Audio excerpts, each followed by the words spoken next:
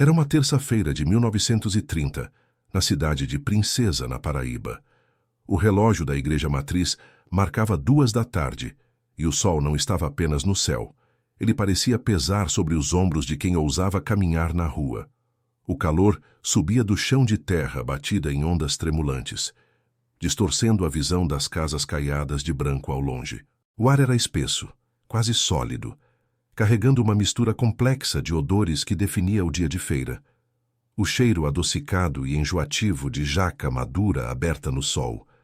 O aroma ferroso de carne de sol pendurada nos ganchos dos açougues ao ar livre.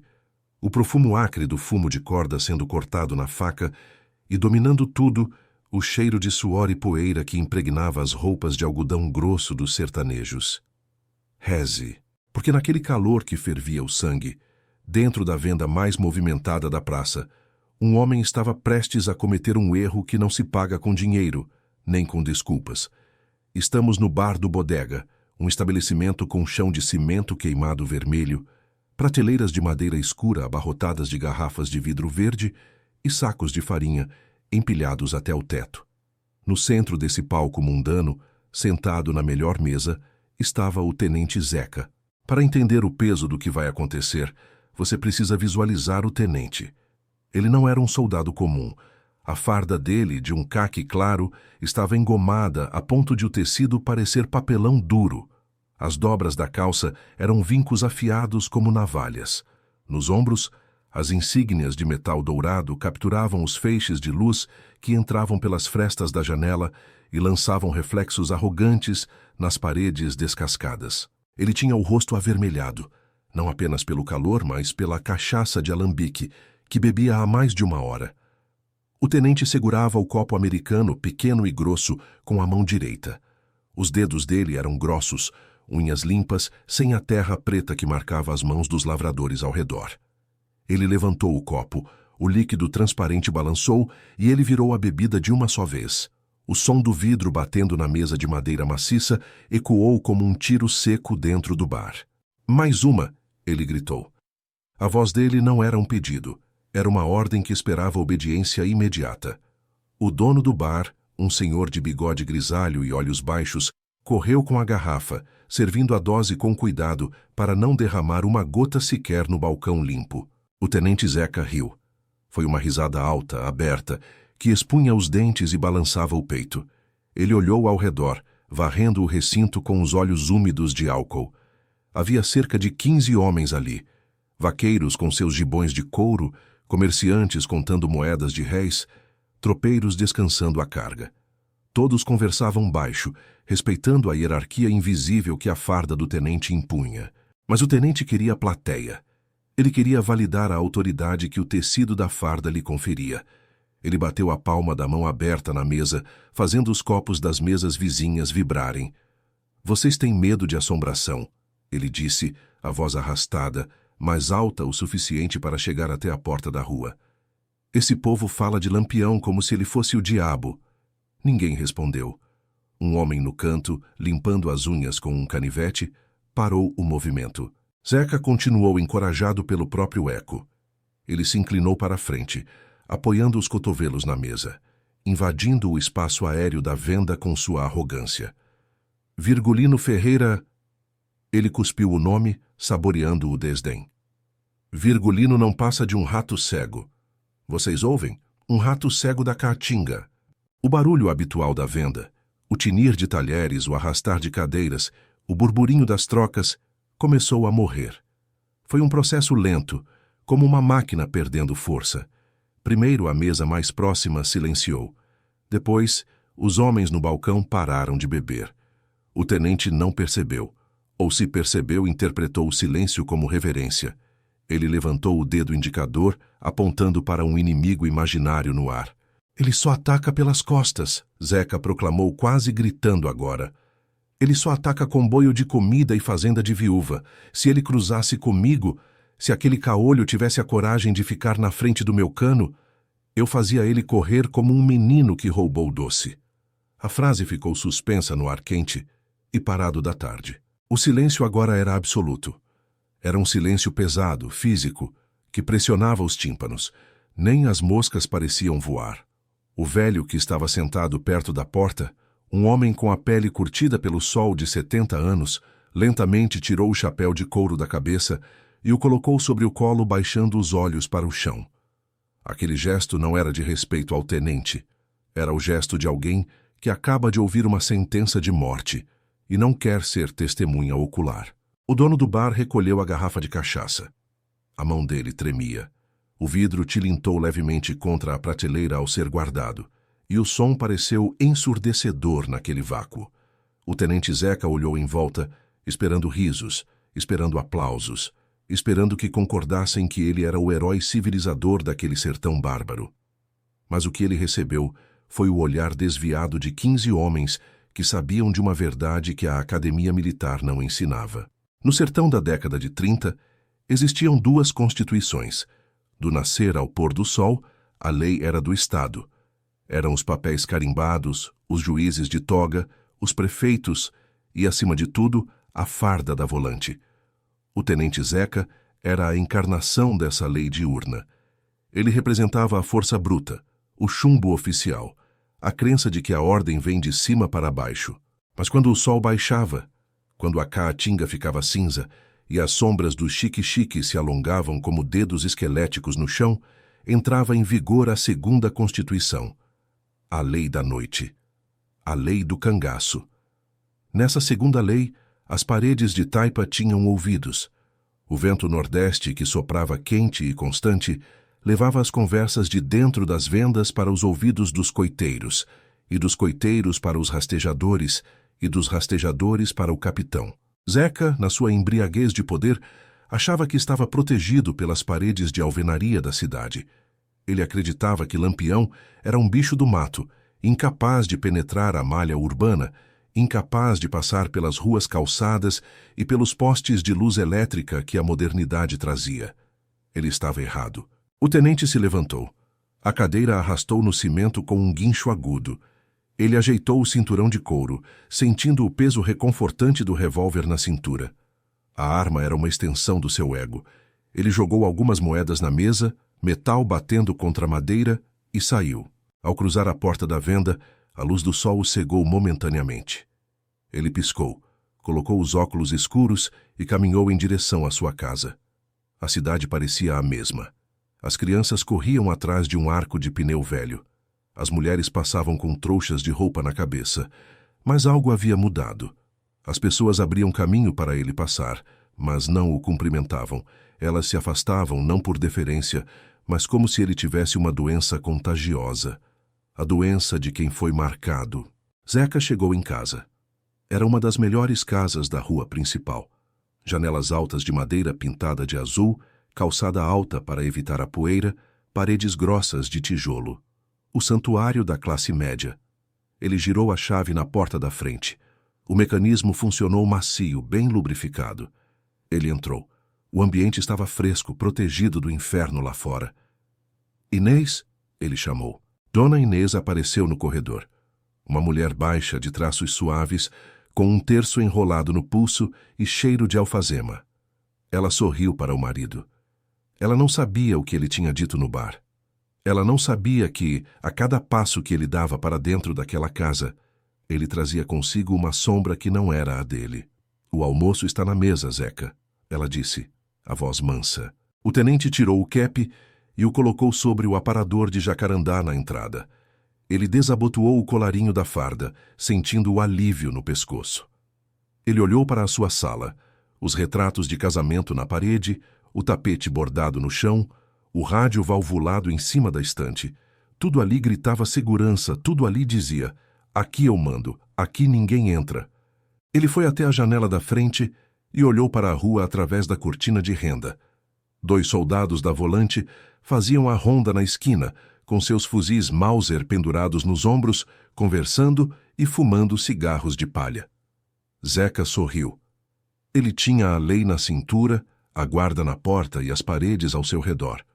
O que um cangaceiro pé de chinelo poderia fazer contra toda a estrutura do Estado brasileiro? Ele fechou a janela, passou o ferrolho de ferro, ouviu o clique metálico que selava a casa. Virou-se para a esposa e foi para a cozinha. Ele comeu bem naquele dia. carne assada, feijão de corda, arroz branco. Ele tomou um café forte. Ele riu com Inês sobre as fofocas da vizinha. A tarde caiu devagar, sangrando no horizonte em tons de roxo e laranja. As luzes da cidade acenderam, fracas e amareladas.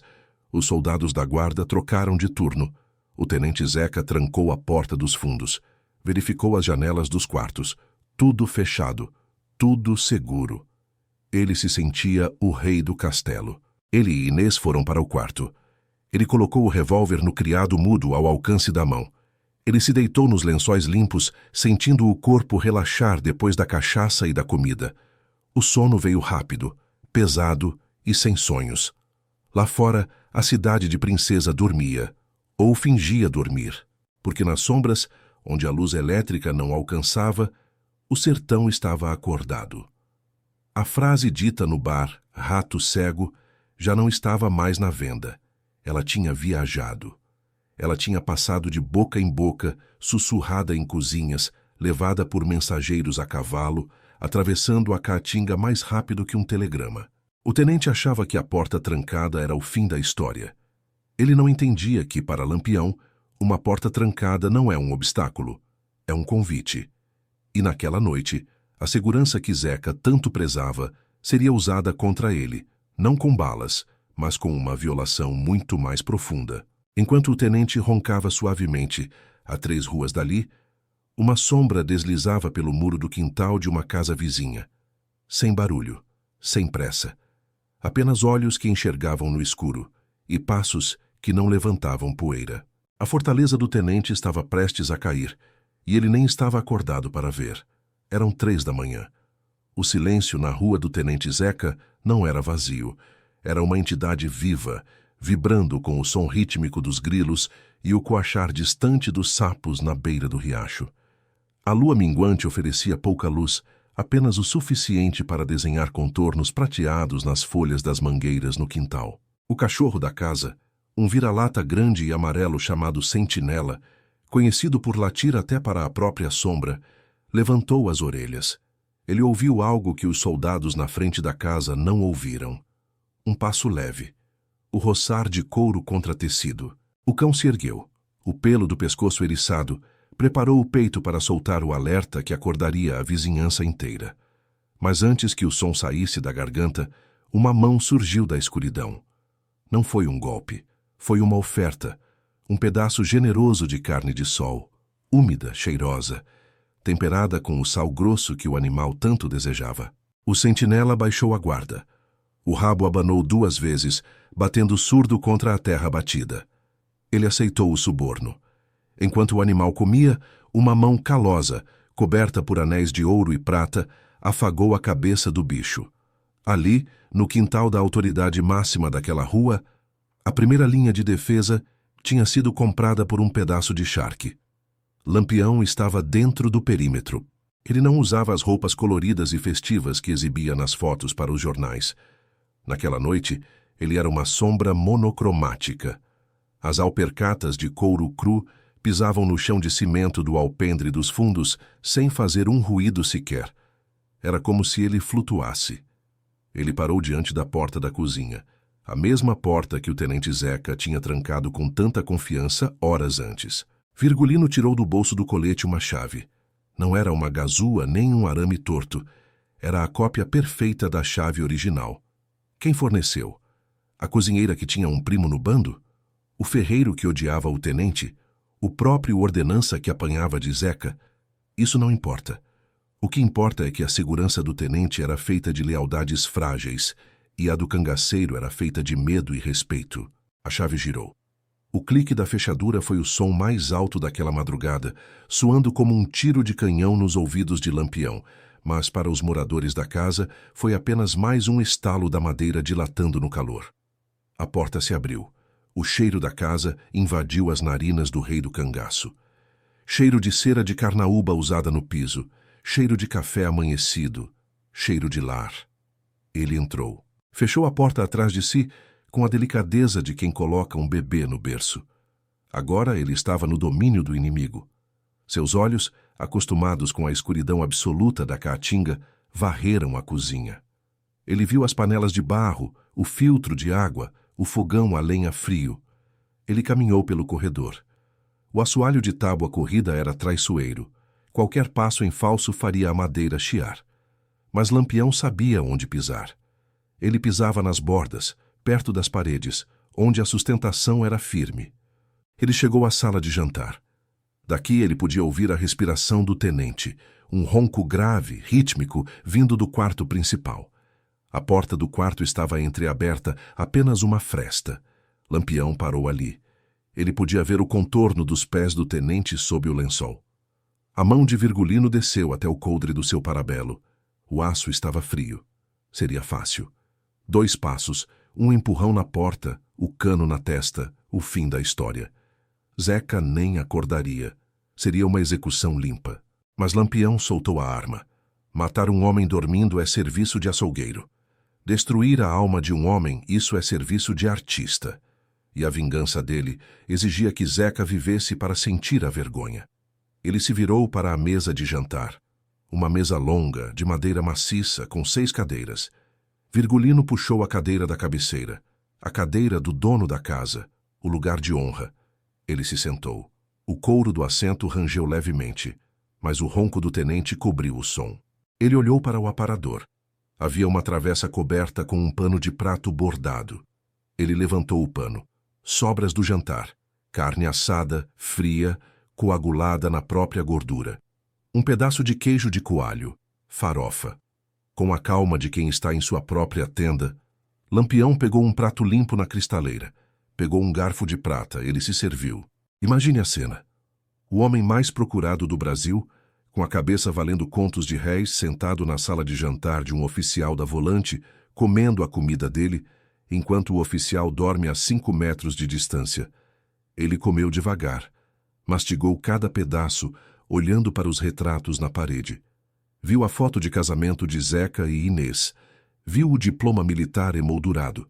Ele estava absorvendo a vida daquele homem. Ele estava tomando posse da intimidade dele. Quando terminou, ele não lavou o prato. Ele o deixou ali sujo, com os restos de comida, exatamente no lugar do tenente. Ele pegou o copo de Zeca, encheu com água da moringa e bebeu até a metade, deixando-o ao lado do prato. Faltava a assinatura. Ele tateou o bolso do bornal e tirou um pedaço de papel de embrulho, pardo, amassado.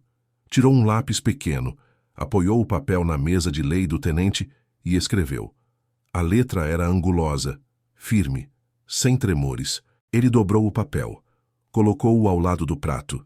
Para garantir que o papel não voasse e para deixar a mensagem clara como cristal, ele tirou do cinto uma única bala de fuzil, uma munição nova, brilhante, nunca disparada. Ele a colocou em cima do bilhete, como um peso de papel. O recado estava dado. O ritual estava completo. Lampião se levantou. Colocou a cadeira no lugar, mas deixou-a levemente afastada, num ângulo que gritava: alguém esteve aqui. Ele caminhou de volta para a cozinha. Abriu a porta dos fundos, mas dessa vez ele não a trancou. Ele a deixou escancarada, uma ferida aberta na segurança da casa. Ele saiu para a noite, desaparecendo no quintal, pulando o muro como um gato, deixando para trás apenas o silêncio e a bomba relógio psicológica que detonaria ao nascer do sol. Amanheceu em Princesa. O galo cantou. O sol invadiu as frestas das janelas, queimando a neblina da madrugada. A cidade acordou com a rotina de sempre. Carroças, sinos, vozes. O tenente Zeca abriu os olhos. Espreguiçou-se, sentindo os músculos descansados. A dor de cabeça da cachaça era leve, suportável. Ele olhou para o lado. Inês ainda dormia. Ele se sentiu bem. Sentiu-se poderoso. Aquele medo que o rondou no bar parecia ridículo agora, à luz do dia. Rato cego! Ele sussurrou para si mesmo, rindo da própria bravata. Ele se levantou, vestiu a calça da farda, calçou as botas. Precisava de café. Saiu do quarto, caminhando pelo corredor em direção à cozinha. Passou pela sala de jantar. Seus olhos passaram pela mesa e pararam. O cérebro dele levou 1 segundo para processar a imagem. Algo estava errado. A geometria da sala estava quebrada. A cadeira da cabeceira estava afastada. Havia um prato na mesa, um prato sujo. Zeca parou. O coração dele falhou uma batida, depois disparou num galope descontrolado. Ele olhou para a cozinha. Inês, você deixou a mesa posta? Ele gritou, a voz saindo mais aguda do que ele gostaria. Ninguém respondeu. Ele deu 2 passos em direção à mesa, as botas pesadas soando como trovões no assoalho. Ele viu o copo d'água pela metade, viu o garfo de prata usado, e então ele viu o brilho dourado. A bala de fuzil. O ar sumiu dos pulmões do tenente. O frio que subiu pela espinha dele não tinha nada a ver com a temperatura da manhã. Era o frio da cova. As pernas dele, que marchavam quilômetros na caatinga, viraram gelatina. Ele teve que se apoiar no encosto de uma cadeira para não cair. Ele estendeu a mão trêmula. Pegou o papel pardo debaixo da bala. O papel era áspero. Ele leu. Assinado, Capitão Virgulino. O papel caiu da mão dele, flutuando até o chão como uma pena.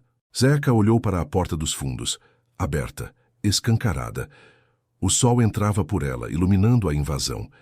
Ele correu até lá, puxou a arma da cintura, apontou para o quintal vazio. O cachorro, o sentinela, estava deitado na sombra, lambendo os beiços, feliz e saciado. O tenente baixou a arma. Ele entendeu. Eles entraram. Eles comeram. Eles o viram dormir. Eles poderiam ter cortado sua garganta com a mesma facilidade com que cortaram o queijo de coalho. Zeca voltou para a sala e sentou-se no chão, encostado na parede, abraçando os joelhos. O homem que zombou de Lampião na praça pública estava reduzido a um menino assustado dentro da própria fortaleza. A farda não o protegia. As paredes não o protegiam. A patente não valia nada. Naquele momento, o tenente Zeca morreu. O corpo continuava vivo, mas a autoridade, a arrogância, a alma de soldado, tudo isso foi assassinado por um prato de comida fria.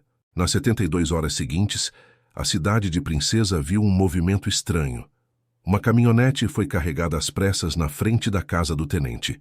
Móveis, roupas, malas. Dona Inês chorava. O tenente não olhava nos olhos de ninguém. Ele estava pálido, com olheiras profundas, a mão sempre perto do coldre, virando-se bruscamente a qualquer som. O pedido de transferência saiu em tempo recorde.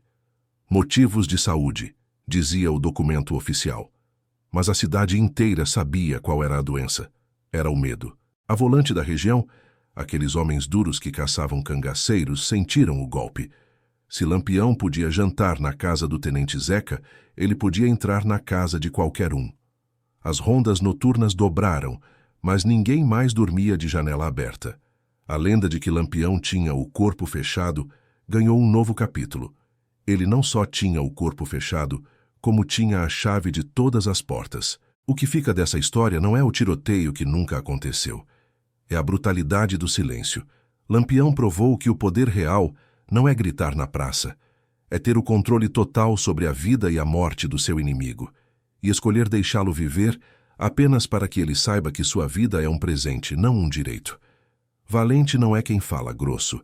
Valente é quem dorme tranquilo. E você?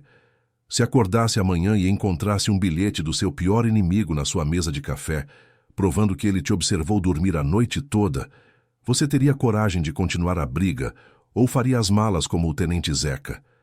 Se você gosta dessas histórias onde a estratégia vale mais que a bala, deixa seu like aqui embaixo e se inscreve no canal. Tem muito arquivo empoeirado que a gente ainda vai abrir junto. Até a próxima.